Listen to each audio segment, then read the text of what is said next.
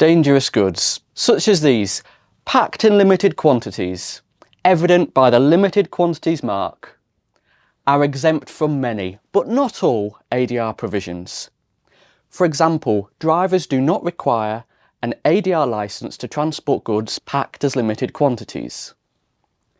Persons whose duties concern the packing and loading of goods packed in limited quantities, among others, are required to be trained in accordance with ADR Chapter 1.3. But do drivers and crew members require such training if they do not hold the driver ADR certificate or licence in accordance with ADR Chapter 8.2? Well, there's been some doubt about this, as raised to the Working Party by the International Association of Dangerous Goods Safety Advisors.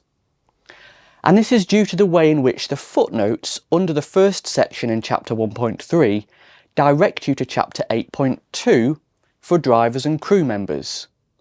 Normally, the last section of Chapter 8.2 at 8.2.3 directs you back to Chapter 1.3 for those drivers and crew members who require the more general training outlined at Chapter 1.3, as opposed to the full ADR driver training certificate, also known as ADR licence.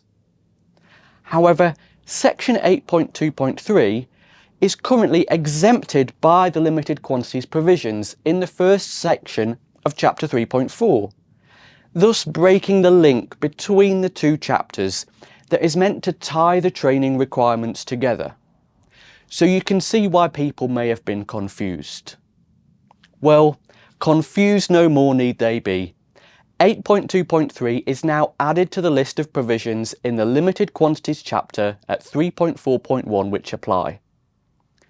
Note that the list of provisions given at section 3.4.1 are those which apply, rather than which do not apply, for goods packed in limited quantities, in contrast to how other exemptions are worded in ADR.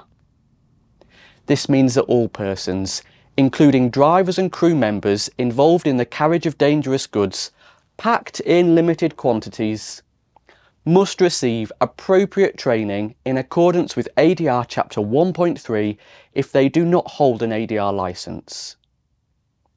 I'm using the term carriage here as a catch-all. Indeed, anyone employed by an ADR participant, as outlined in ADR Chapter 1.4, with any duties concerning the carriage of dangerous goods, must have appropriate training. They must be trained in accordance with ADR Chapter 1.3 before assuming their responsibilities, and if they have not yet been trained, they must be directly supervised by a trained person. We've provided links and further references for you below this video.